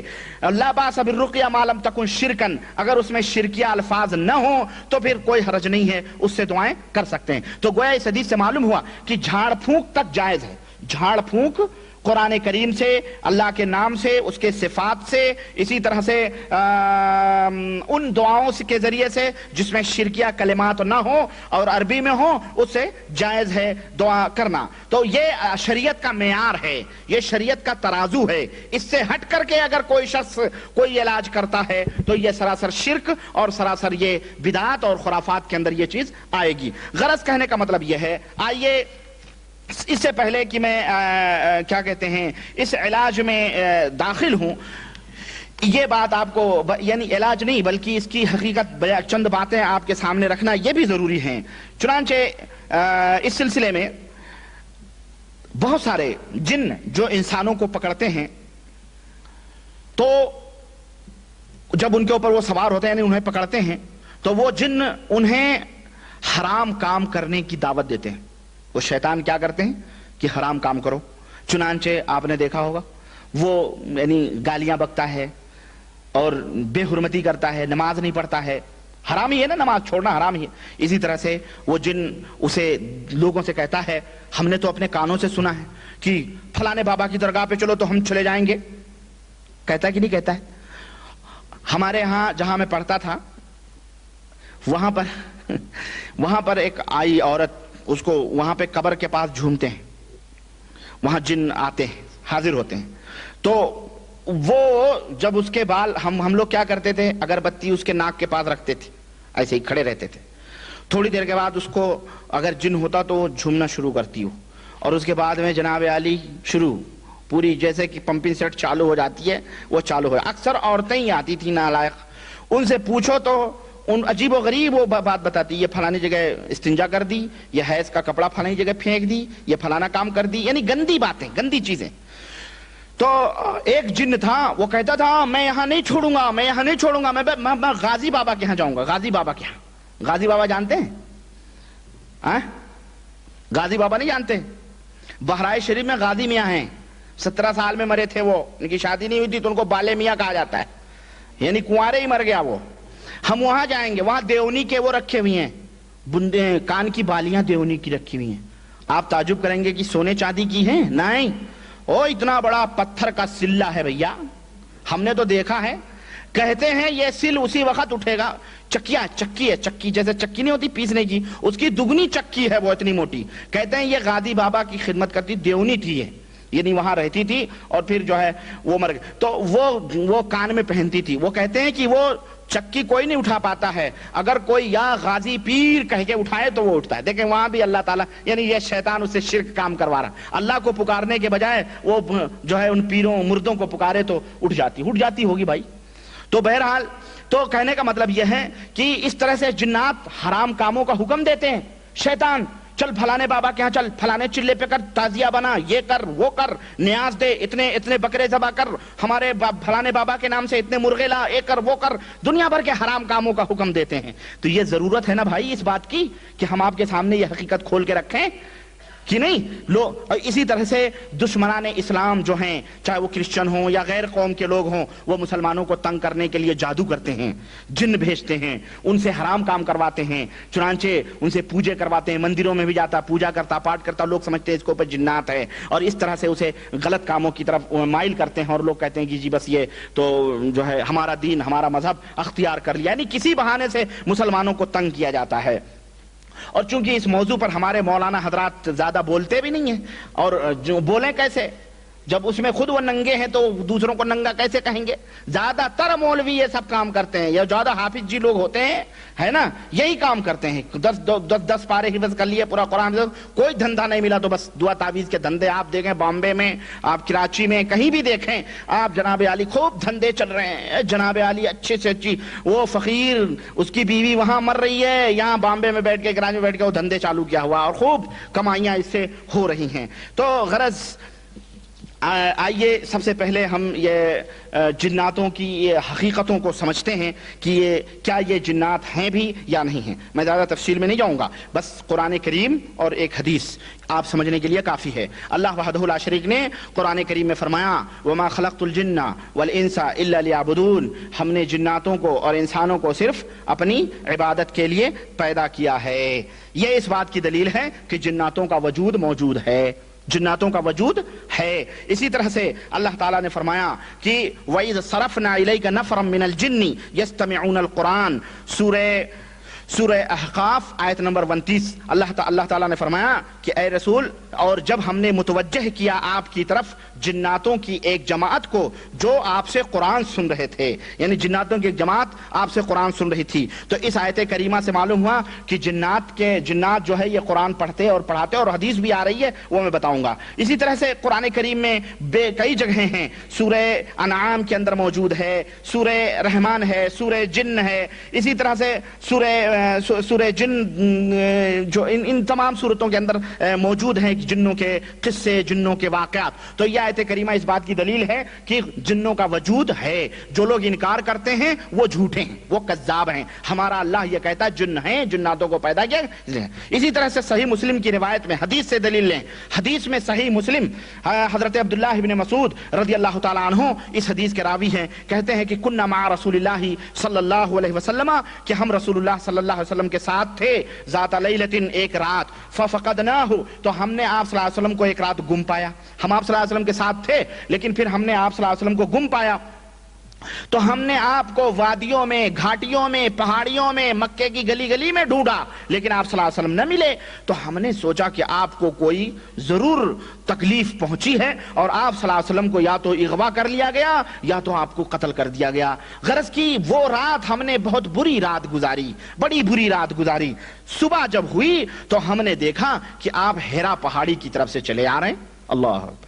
آپ ہیرا پہاڑی کی طرف سے چلے آ رہے ہیں، اور یہ بیچارے عاشقان مصطفیٰ نبی کریم صلی اللہ علیہ وسلم کی چہرے مبارک کو دیکھ کر کے جو جیتے تھے، یہ دوڑے دوڑے نبی کریم صلی اللہ علیہ وسلم کے پاس گئے، کہنے لگے فقلنا یا رسول اللہ فقدناک فطلبناک فلم نجدک فبتنا بشر لیلۃ بات بها قوم، اللہ کے نبی ہم نے آپ کو گم پایا اور ہم نے آپ کو ڈھونڈا، تلاش کیا، لیکن آپ کو ہم نہ پائے، ہم نے یہ رات اس قوم کی طرح گزاری ہے جو سب سے مصیبت اور پریشانی میں رہ کر کے وہ رات وہ قوم گزارتی ہے، بڑی بری رات گزاری ہے۔ فقالا، تو آپ صلی اللہ علیہ وسلم نے فرمایا اتانی داعی الجن، اتانی، اچھا چلو میں ترجمہ بتاتا ہوں، مجھے ایک بات آ جاتی ہے ذہن میں، وہ میں اشارہ کرنا چاہتا تھا، بہرحال ابھی میں بتاتا ہوں۔ فاتانی داعی الجن، تو میرے پاس جناتوں کا ایک گروپ آیا، ایک آدمی آیا، فذهبت معه، تو میں اس کے ساتھ گیا، فقرات علیہم القرآن، تو ہم انہیں قرآن پڑھ کے ہم نے انہیں سنایا۔ آپ صلی اللہ علیہ وسلم وہ آئے اور ہمیں کو بلا کے لے گئے تو ہم نے انہیں قرآن سنایا۔ یہاں پر ایک بات آپ دیکھیں اللہ اکبر اللہ اکبر، آج کل ایک بات آئی ہے، میں نقط بیان کر کے نکل جاتا ہوں، میں وہاں زیادہ دیر نہیں رکوں گا۔ حضرت عبداللہ ابن مسعود رضی اللہ تعالیٰ عنہ کتنے بڑے جلیل القدر صحابی ہیں، یہ بتائیں، یہ جو ہمارے جنہیں ہم ولی اللہ صوفیہ سمجھتے ہیں، جنہیں ہم نے بزرگان دین کہا ہوا ہے، اور جن کے بارے میں غوث پاک رکھ لیں آپ، چلیں ہم وہ منڈی پکڑ لیتے ہیں، شیخ عبد القادر جیلانی کو مثال میں لے لیتے ہیں، کیا شیخ عبد القادر جیلانی یہ حضرت عبداللہ ابن مسعود سے افضل ہیں؟ آپ بتائیں۔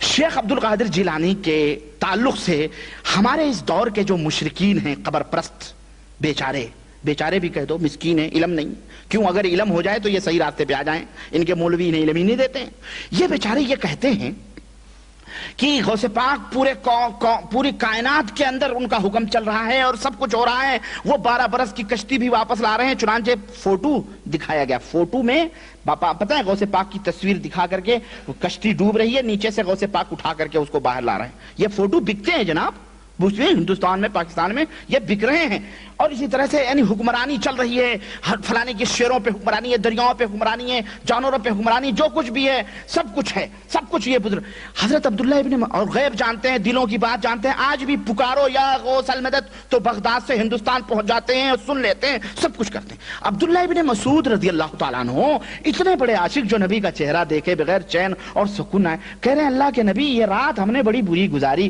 ہم نے تلاش کیا پائے۔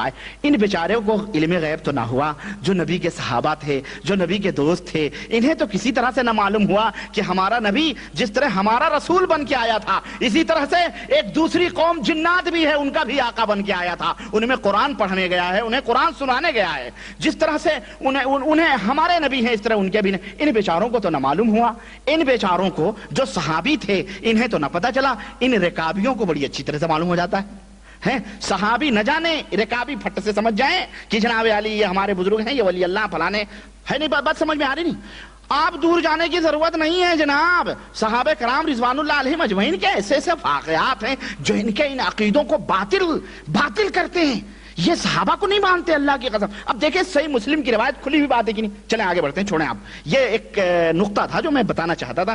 دیکھیں وہ کہہ رہے ہیں اللہ کے نبی میں نے آپ کو نہیں پایا، تلاش کیا، صبح اللہ کے نبی آئے تو پہنچ گئے، اللہ کے نبی ایسا ایسا ہوا، انہیں تو معلوم ہو جانا چاہیے، علم غیب تو انہیں بدرجہ اولا ہونا چاہیے، ہیں کیوں نبی کے زمانے میں رہ رہے ہیں، جبریل آ رہے ہیں، وہی اترتی تھی، سب کچھ دیکھتے تھے نبی، سب کچھ، وہ خیر القرون سارے زمانوں میں سب سے بہترین زمانے کے بہترین لوگ تھے، لیکن انہیں علم غیب نہ ہوا، یہ پدی کے شوربے، اب آپ بات آتی ہے تو کہنا پڑتا ہے، معاف کیجئے گا ذرا، تو انہیں سب کچھ پتا ہوتا ہے، ان کے بزرگوں کو سب کچھ معلوم ہوتا ہے، اللہ خیر چھوڑیں۔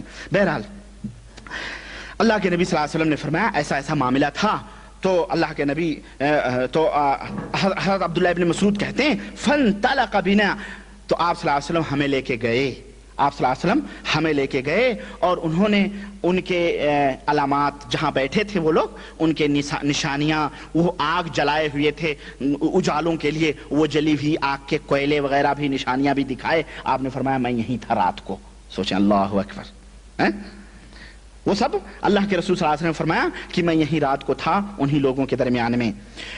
تو اللہ کے نبی نے فرمایا صلی اللہ علیہ وسلم کہ ان لوگوں نے سوال بھی کیا، انہوں نے سوال کیا کیا؟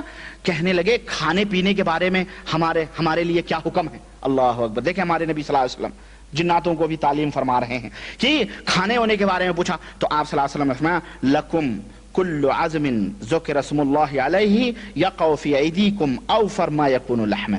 اللہ کے نبی صلی اللہ علیہ وسلم نے فرمایا کہ اے جناتو، ہماری امت کے جو لوگ ہیں، انسان، یعنی ہر ہڈی، تمہاری خوراک ہر وہ ہڈی ہے جس پر اللہ کا نام لیا گیا ہو، جب تم اسے اپنے ہاتھوں میں اٹھاؤ گے تو وہ ہڈی گوشت سے بھر جائے گی تمہارے لیے. یہ انعام ہے تمہارا. یہ ہمارے نبی صلی اللہ علیہ وسلم دیکھیں. وَكُلُّ بَعْرَةٍ عَلْفٌ لِدَوَابِكُمْ. آپ صلی اللہ علیہ وسلم نے فرمایا اور تمہارے جو چوپائے ہیں، تمہارے جو جانور ہیں، ان کا کھانا کیا ہے؟ تمہارے یعنی ان کے میگنیاں وغیرہ جو ہیں، ان کی خوراک جو ہے وہ ہیں، وہ تم کھاؤ. فقال رسول اللہ صلی اللہ علیہ وسلم فلا تستنجوا بهما فإنهما طعام اخوانکم. تو اے لوگو ان دونوں سے استنجا نہ کرو. کس سے؟ ہڈی سے اور میگنیوں سے، گوبروں سے، پوپلوں سے. کیوں؟ اس لیے کہ یہ تمہارے بھائیوں کے کھانے ہیں. یہ حدیث صحیح مسلم کے اندر ہے. اسی طرح سے تو اس حدیث سے کیا ثابت ہوا؟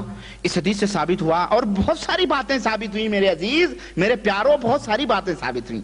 کتنے مسائل معلوم ہوئے، لیکن جو بنیادی مسئلہ میں بتانا چاہتا ہوں وہ کیا ہے؟ وہ یہ ہے کہ جناتوں کا وجود ہے. دوسری بات، جنات مسلمان بھی ہوتے ہیں. تیسری چیز، جنات کے نبی، ہمارے نبی صلی اللہ علیہ وسلم جناتوں کے بھی نبی ہیں. چوتھی چیز یہ ہے کہ اللہ کے رسول صلی اللہ علیہ وسلم نے انہیں قرآن کی تعلیم دی. پانچویں چیز یہ کہ اللہ کے نبی صلی اللہ علیہ وسلم نے ان کے کھانے کے بارے میں بتلایا. چھٹی چیز یہ کہ ہمیں یہ معلوم ہوا کہ جناتوں کی خوراک کیا کیا چیزیں ہیں. ساتویں چیز یہ ہے کہ اگر بسم اللہ کر کے ہم کھائیں گے تو وہ ہڈی ان کے لیے گوشت سے بھر جائے گی. نویں چیز یہ ہے کہ اللہ کے رسول صلی اللہ علیہ وسلم نے ہمیں تعلیم دی کہ اور منع فرمایا کہ لوگوں ہڈی سے اور گوبر سے استنجا. دیکھیں کتنی ایک حدیث ہے، لیکن کتنے اور بھی اس کے اندر فائدے ہیں، میں کیا بتاؤں آپ کو. آگے چلتے ہیں. حضرت ابو سعید خدری رضی اللہ تعالیٰ عنہ کہتے ہیں کہ قال علی رسول اللہ صلی اللہ علیہ وسلم اراک تحب الغنم والبادیۃ فاذا كنت في غنمك وبادیتك فاذنت بالصلاۃ. حضرت محمد رسول اللہ صلی اللہ علیہ وسلم نے حضرت ابو سعید خدری رضی اللہ عنہ سے فرمایا کہ میں تمہیں دیکھتا ہوں کہ تم بکریوں میں اور صحراؤں میں زیادہ رہتے ہو. بکری اور صحراؤں میں تم زیادہ ہی رہتے ہو، باہر رہتے ہو، بکریاں چراتے ہو، صحرا میں رہتے ہو، تمہیں زیادہ محبوب ہیں. تو اے ابو سعید خدری، جب تم اپنی بکریوں میں رہو یا صحرا میں رہو اور وہاں اذان دیا کرو تو وہاں اذان دیا کرو. فرفع صوتک بالنداء، تو زور سے اذان دیا کرو. جب اذان دو تو زور سے اذان دیا کرو. فإنه لا يسمع مدى صوت المؤذن جن ولا انس ولا شيء الا شهد له يوم القيامة. رواہ البخاری. اللہ کے نبی صلی اللہ علیہ وسلم نے جب تم اذان دو تو زور سے اذان دو، اس لیے کہ تمہاری آواز کو کوئی جن ہو، کوئی انسان ہو یا کوئی بھی چیز جو سنتی ہے قیامت کے دن تمہارے لیے گواہی دے گی، تمہارے ایمان کی گواہی دے گی. تو اس حدیث سے ہمیں جو بات مین ہمارا جو شاہد ہے، جو موضع شاہد ہے، جو ہم بتلانا چاہتے ہیں، جو دلیل ہے، وہ یہ کہ جناتوں کا وجود ہے. اللہ کے نبی نے فرمایا جنات بھی گواہی دیں گے تمہاری آواز سن کر کے. اور وہیں پر ہمارے لیے اور بھی مسئلے معلوم ہوئے کہ اگر ہم کھیتیوں میں رہیں، اگر ہم باڑیوں میں رہیں، ہم کھیت جوتتے ہوں، ہم جو ہے کیا کہتے ہیں ہل چلاتے ہوں، بکری چراتے ہوں، بھینس چراتے ہوں، اونٹ چراتے ہوں، غرض کی باہر رہیں، تو ہم کہیں بھی رہیں، نماز کا وقت ہو اذان زور سے کہیں اور وہاں پر ہم نماز کو قائم کریں. ہمیں اس کا بھی ثبوت ملا کہ نہیں ملا؟ یہ نہیں کہ بکریوں کو چھوڑ کے آپ دوڑ کے 1-2 کلومیٹر دوڑ کے مسجد آئیں اور جناب پھر نماز پڑھتے تو پتہ چلا آپ کی بکریاں پتہ نہیں کس کی کھیتیاں صاف کر گئیں، آپ کی بھینس نے نہ جانے کہاں منہ مارے، آپ کے اوپر بجائے ایک نیکی لینے کے آپ کو وہاں حرام میں ملوث ہو گئے. غرض تو جہاں کہیں بھی رہے آدمی وہاں نماز کو قائم کرے. یہ حدیث صحیح بخاری میں ہے، موطا امام مالک کے اندر بھی ہے، نسائی کے اندر بھی ہے، ابن ماجہ کے اندر بھی ہے. آئیے تو اس حدیث سے پتہ چلا کہ اللہ کی قسم بہت حدیث ہیں اور ہر حدیث میں ایک سے ایک موتیاں ہیں، ایک سے ایک ہیرے ہیں جو میں بتلانا چاہتا ہوں، لیکن وقت بھی دیکھنا پڑتا ہے کہ لانگ ہو جائے گا وقت تو آپ کہیں گے جناب اتنے ٹائم میں اتنا. بہرحال چلیں چھوڑیں. یہ اللہ کے رسول صلی اللہ علیہ وسلم کی عجیب و غریب معجزات بھی ہیں اس کے اندر. چنانچہ چلیں چھوڑیں وقت میں تو اپنے ٹائم پہ ہی ختم کروں گا انشاءاللہ 15 منٹ کے بعد میں. بہرحال لیکن بات لے لیتے ہیں ایک حدیث اور. صحیح بخاری اور صحیح مسلم کی حدیث ہے. حضرت عبداللہ ابن عباس رضی اللہ تعالیٰ عنہ اس کے راوی ہیں, کہتے ہیں کہ اللہ کے نبی صلی اللہ علیہ وسلم جو تھے اپنے صحابہ کے ساتھ سوق عکاظ کی طرف گئے. یعنی عکاظ مارکیٹ جو ہے آج مدینے کے اندر وہ لیڈیز مارکیٹ بنی ہوئی ہے, جو ترکیہ حکومت نے جہاں اپنا ریلوے اسٹیشن بنایا ہوا تھا وہ مارکیٹ پوری جو قبا کے راستے میں پڑے تو سوق عکاظ نہیں, عکاظ کی مارکیٹ یہ شاید مکے میں تھی. المہم شاید اللہ بہتر ہے, مجھے تحقیق نہیں, مجھے کچھ تلخبط ہو گیا. مقام زورا وہ الگ مدینے کی مارکیٹ ہے جو زورا مقام زورا کہلاتی ہے, زورا, لیکن یہ سوق عکاظ یہ مکے کی مارکیٹ تھی. چنانچہ کہتے ہیں کہ اللہ کے رسول صلی اللہ علیہ وسلم اپنے صحابہ کے ساتھ جو ہے گئے تو اتنے میں آسمان اور سے جو خبریں آتی ہیں اس کے درمیان اور شیطانوں کے درمیان میں ایک فاصلہ ہو گیا. یعنی شیطان, اب وہ چیز اور ہے, اب آپ کو یہ بھی سمجھاؤں کہ شیطان جو ہوتے ہیں نا, آگے حدیث آئے گی وہ کہ شیطان جو ہوتے ہیں جن, یہ سیڑھیاں بنا کے آسمانوں تک اللہ تعالیٰ جو فیصلے فرماتا ہے اس کو سننے کی کوشش کرتے ہیں ہمیشہ. تو شہاب ثاقب ان کے اوپر ٹوٹتا ہے, شہاب ایک آگ کی طرح گولا جو انہیں مارتا ہے. کبھی کبھی وہ لوگ سن لیتے ہیں کوئی بات تو وہ اس کے نیچے والے کو, وہ اس کے نیچے والے کو, اس کے نیچے والے کو, اور جو سب سے اخیر نیچے والا ہوتا ہے وہ دوڑ کے کسی کاہن کو, جادوگر کو, ساحر کو, مجاور کو اور مرشد کو, سجادہ نشین کو بتا دیتا ہے. تو وہ اس میں 100 جھوٹی باتیں ملاتا ہے اور لوگوں کو بتاتا, جی اس دن بارش ہوگی, یہ ہوگا, تو پچھم جائے گا, تو سعودیہ جائے گا, تیرا بیٹا مرے گا, تیرے پاس 4 اولاد ہوگی, تیری بیٹی کھڑا, 100 باتیں جھوٹ ملا کے ایک بات صحیح ہو جاتی تو کہتے ہیں جی بہت بڑا پائے کا ولی ہے, بہت بڑا پائے کا بزرگ ہے. وہ کیونکہ وہ پجاری ہوتے ہیں شیطانوں کے. تو غرض اس طرح کی ایک حدیث ہے. تو یہ لوگ ایسا کرتے ہیں. تو اس وقت جو ہے نبی کریم صلی اللہ علیہ وسلم جب نکلے تو وہ بیچ میں پردہ سا ہو گیا, وہ سن نہ سکے اس کو. تو وہ لوٹ کے آئے اپنی قوم شیطانوں کے پاس, کہنے لگے آج پتہ نہیں کیا بات ہے کہ آج کوئی آواز ہی ہمیں سنائی نہیں دے رہی ہے, معاملہ کیا ہے. تو شیطانوں نے کہا بھائی ذرا مشرق و مغرب میں دوڑو اور دیکھو کیا بات ہے. چنانچہ دوڑ کر کچھ شیطانوں نے دیکھا کہ آپ صلی اللہ علیہ وسلم جو ہے تہامہ, مقام تہامہ کی طرف آپ نکلے ہیں اور وہاں پر اپنے صحابہ کے ساتھ کھڑے ہو کر کے نماز فجر ادا کر رہے ہیں. اپنے کچھ صحابہ کے ساتھ مقام نماز فجر ادا کر رہے ہیں, صلاۃ فجر ادا فرما رہے ہیں. تو شیطانوں نے کہا ہو یہی وجہ ہے جو ہمارے اور آسمانوں کی خبروں کے بیچ میں ایک رکاوٹ پیدا ہو چکی ہے کہ وہ کھلے آسمان نماز پڑھ رہے ہیں. تو ان لوگوں نے جو جن تھے جو گئے تھے دیکھنے کے لیے کہ کیا وجہ ہے کہ یہ خبریں نہیں آ رہی ہیں, تو ان لوگوں نے نبی کریم صلی اللہ علیہ وسلم کو نماز پڑھتے ہوئے دیکھا تو انہوں نے قرآن کو سنا. تو کہنے لگے ھذا واللہ الذی حال بینکم وبین خبر السماء, یہی ذات ہے جو تمہارے اور میرے درمیان اور خبروں کے درمیان ایک رکاوٹ بن چکی ہے. تو ان لوگوں نے قرآن سنا, سب کچھ سنا, لوٹ کے گئے تو کہنے لگے یا قومنا انا سمعنا قرآنا عجبا یہدی الی الرشد فآمنا بہ. انہوں نے کہا اللہ, اے میری قوم کے لوگوں, جناتوں سے کہا اے میری قوم کے لوگوں, ہم نے قرآن سنا اور عجیب و غریب کلام سنا, اور اس طرح سے سنا کہ ہمارے دل میں وہ کلام بیٹھ گیا اور ہم ایمان لے آئے. وَلَن نُشْرِكْ بِرَبِّنَا أَحَدًا, اب ہم اپنے رب کے ساتھ کسی کو شریک نہیں کریں گے. فَأَنزَلَ اللَّهُ عَلَى نَبِيِّهِ, تو اللہ تبارک و تعالیٰ نے اپنے نبی کے اوپر وحی اتاری اور کہا قُلْ اوحی الی انہ استمع نفر من الجن انما اوحی الیہ قول جن, یعنی شرح یہ کہتے ہیں کہ اللہ تبارک و تعالیٰ نے فرمایا اے نبی آپ کہہ دیجئے کہ جناتوں کی ایک جماعت نے اس گفتگو کو سن لیا ہے, یہ میرے پاس اللہ نے مجھے اطلاع دی ہے, یہ وہی اللہ کی طرف سے آئی ہے. تو اس طرح سے جناتوں کی ایک جماعت ایمان لے آئی اللہ کے نبی صلی اللہ علیہ وسلم کے قرآن کو سن کر کے. اور اس سلسلے میں بہت ساری دلیلیں ہیں.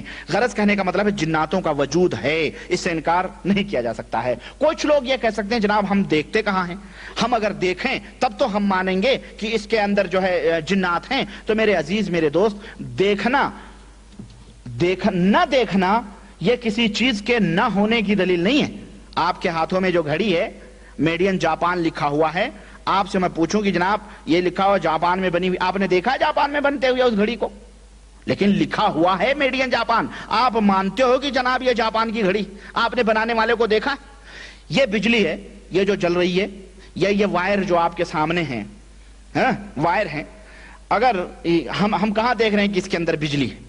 دیکھ رہے ہیں، لیکن ہم یقین کرتے ہیں کہ جناب بجلی ہے. کیوں؟ یہ بلب جل رہے ہیں، یہ لاؤڈ اسپیکر چل رہا ہے، یہ سب کچھ شغال ہے، سب کچھ چل رہا ہے، اس لیے ہم یقین رکھتے ہیں. ہم نے دیکھا نہیں ہے کہ اس وائر کے اندر کچھ ہے، لیکن ہم یقین رکھتے ہیں کہ اس کے اندر بجلی ہے. بجلی ہم نے نہیں دیکھا. کیسے یقین رکھتے ہیں؟ کیوں؟ اس کا نتیجہ یہ ہے کہ جو ہم سن رہے ہیں یا جو ہم اجالے دیکھ رہے ہیں، یہ اس کی نشانیاں ہیں، یہ اس کے علامات ہیں. اسی طرح سے جنوں کو ہم نے تو نہیں دیکھا ہے، لیکن ہم یقین رکھتے ہیں اللہ اور اس کے رسول کے فرمان کے مطابق کہ جنوں کا وجود ہے.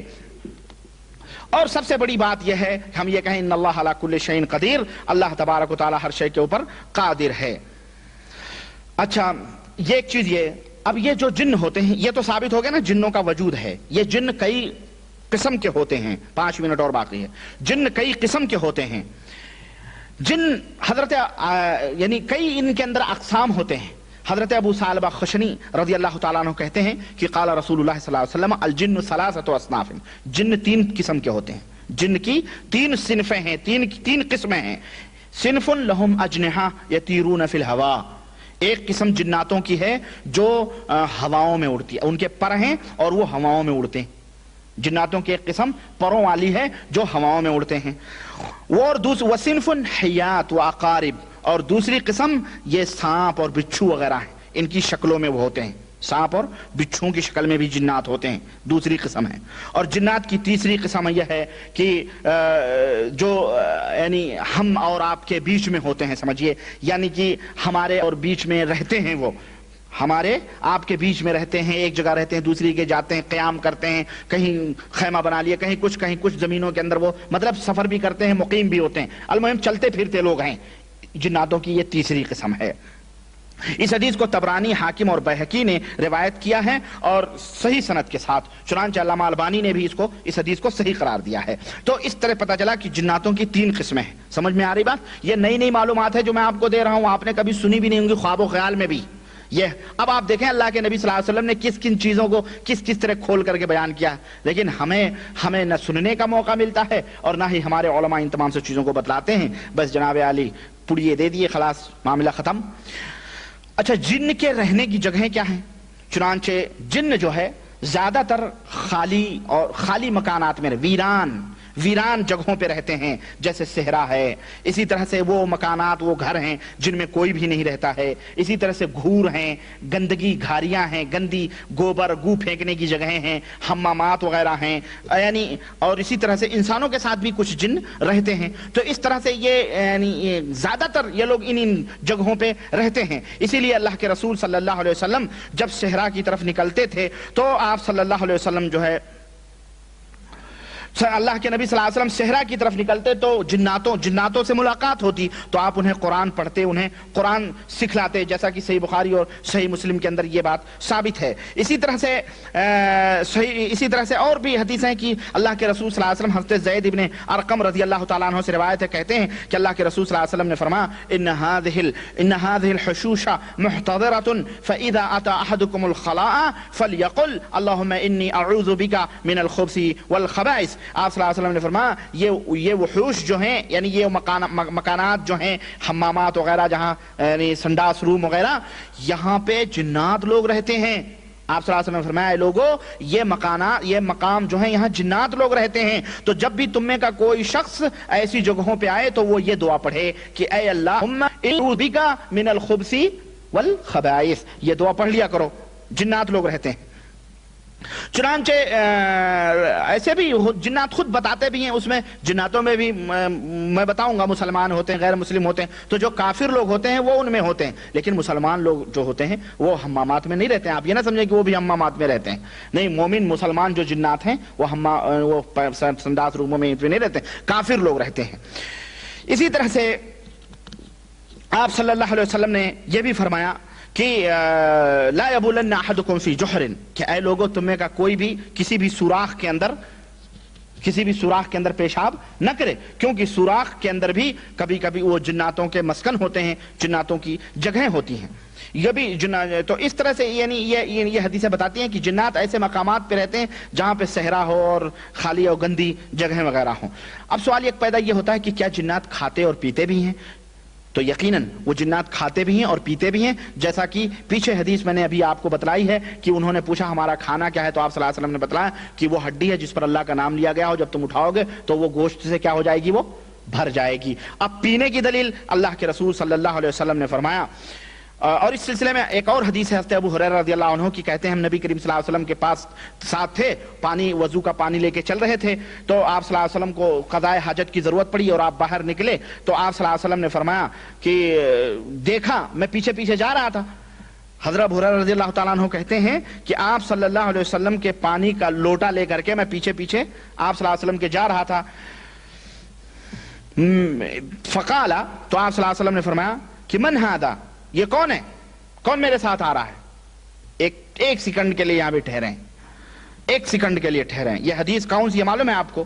یہ حدیث آپ کو اللہ آپ کا بھلا کرے، یہ حدیث صحیح بخاری کی ہے، صحیح بخاری کی روایت میں ہے۔ ابو ہریرہ رضی اللہ عنہ کہتے ہیں کہ ہم نبی کریم صلی اللہ علیہ وسلم کا پانی کا لوٹا لے کے آپ کے پیچھے پیچھے جا رہے تھے، تو آپ صلی اللہ علیہ وسلم نے محسوس کیا کہ کوئی میرے پیچھے آ رہا ہے، تو آپ نے فرمایا من ھذا، کون ہے؟ فقال انا ابو ہریرہ، تو آپ نے فرمایا کہ اللہ کے نبی میں ابو ہریرہ ہوں۔ ایک سیکنڈ ذرا سوچیں یہاں کیا تعویل کریں گے جو لوگ یہ کہتے ہیں کہ حضور کو پیٹھ پیچھے کا بھی سب کچھ کا علم تھا، آگے پیچھے اوپر نیچے دائیں بائیں۔ ایک شخص آپ کا خادم آپ نے ہاتھ میں لوٹا لے کے چل رہا ہے پیچھے، اور آپ کو علم بھی نہیں ہے کہ آپ صلی اللہ علیہ وسلم کے پیچھے کون آ رہا ہے۔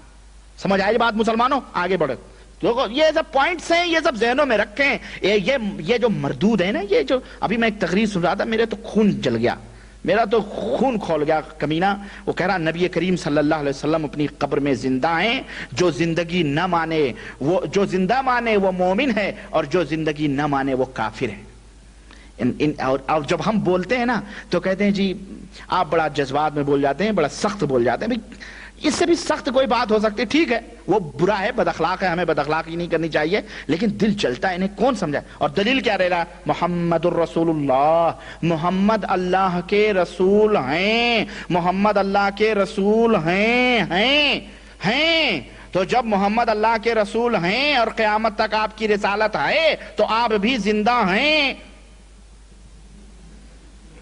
میں نے کہا اس نالائق سے کوئی کہے، قرآن کی آیت ہے محمد الرسول اللہ والذین معہ اشداء علی الکفار رحماء بینہم، کہ محمد اللہ کے رسول ہیں، آگے بڑھ، والذین آمنوا والذین معہ، اور جو آپ صلی اللہ علیہ وسلم کے ساتھ ہیں۔ کون ہے آپ صلی اللہ علیہ وسلم کے ساتھ؟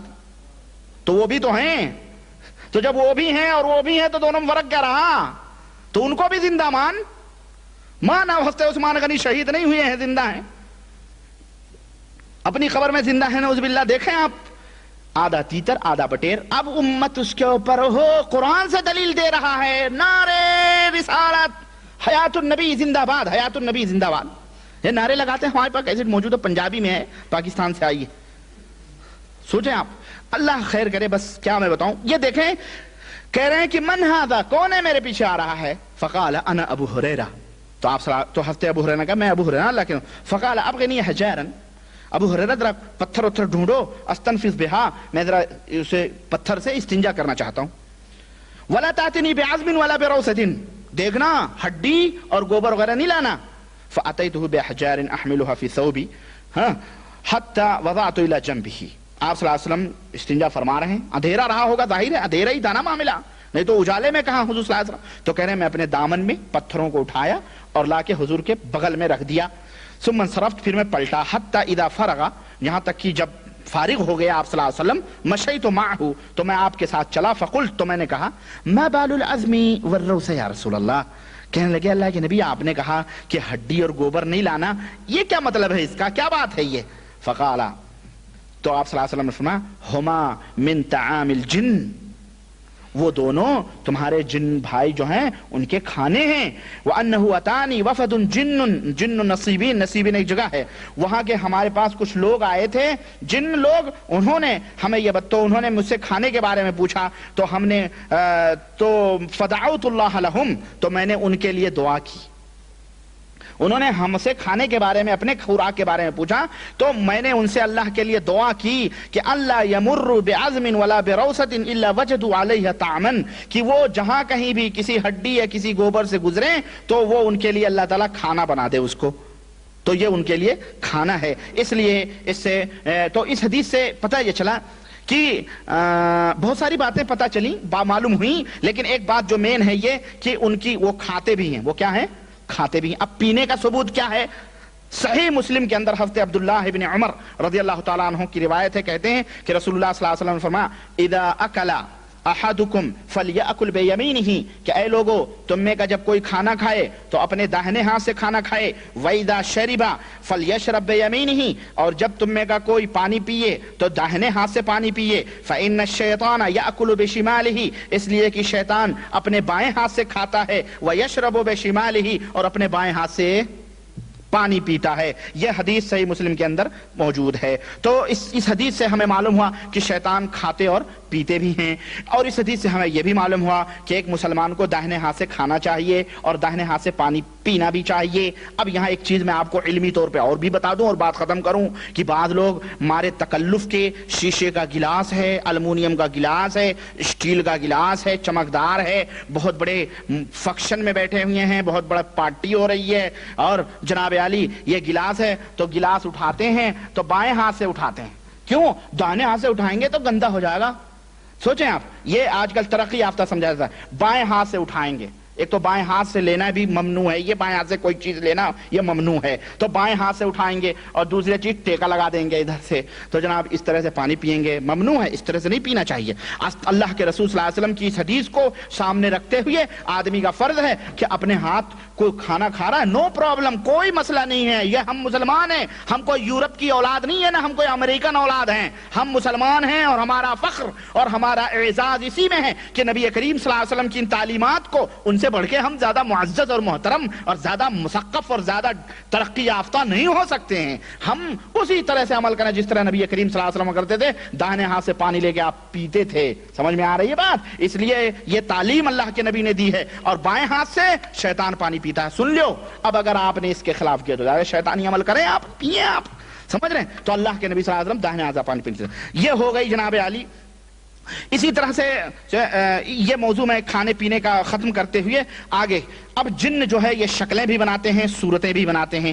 یہ کس طرح سے شکلیں صورتیں بناتے ہیں, اسی طرح سے یہ کیسے یہ شکلیں بدلتے ہیں, اسی طرح سے کہ کیا جنوں میں مرد اور عورت دونوں ہوتے ہیں, کیا ان کی شادیاں بھی ہوتی ہیں, کیا وہ شریعت کے, اور اس طرح سے ان کے عقیدے, ان کی دھیان, یہ انشاءاللہ میں اگلی مجلس میں بیان کرنے کی کوشش کروں گا. اور اللہ تعالیٰ, اور میں یہیں پہ اپنی بات کو ختم کرتا ہوں اور اللہ سے دعا کرتا ہوں کہ اللہ تعالیٰ ہم نے جتنا سنا ہے ان کے اوپر عمل کرنے کی توفیق عطا فرمائے اور ہم سب کو کتاب و سنت پہ چلنے کی توفیق عطا فرمائے. آمین یا رب العالمین. وصلی اللہ علی نبینا محمد وعلی آلہ وصحبہ اجمعین.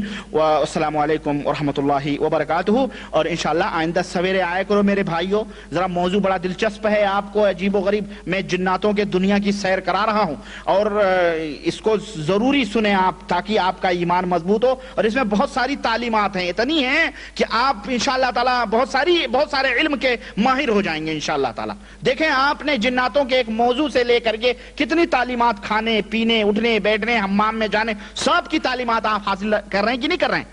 اس طرح سے سویرے آ کریں اور ہمارے دوسرے بھائیوں کو بھی جو غافل ہیں انہیں بھی بتلائیں, انہیں بھی پکڑ کے لائیں کہ چلو بھائی ذرا ایمان اور عقیدہ درست کرو, دین کی باتیں ہو رہی ہیں, کوئی کسی کو گالی گلوچ نہیں بکے جا رہے ہیں, وہاں پہ ایمان اور عقیدے کی باتیں ہو رہی ہیں. بعض لوگ کہتے ہیں کہ جی یہ گالی بکتے ہیں, اللہ انہیں ہدایت دے. ہم نے کہا یہ تو یہی لوگ تھے جو نبی کو بھی گالی دینے والا ہی کہتے تھے, تو یہ انہی کے برادری کے لوگ ہیں, تو کہہ رہے ہیں تو کہنے دو بھائی, انہوں نے تو نبی کو نہیں چھوڑا ان شیطانوں نے کہ جی گالی دیتے ہیں, تو جو نبی کو انہوں نے نہیں چھوڑا تو ہم تو ان کے بھائی ایک حقیر سے امتی ہیں. اللہ تعالیٰ ان کی امت میں ہمیں بنائے. وصلی اللہ علی نبینا محمد وعلی آلہ وصحبہ.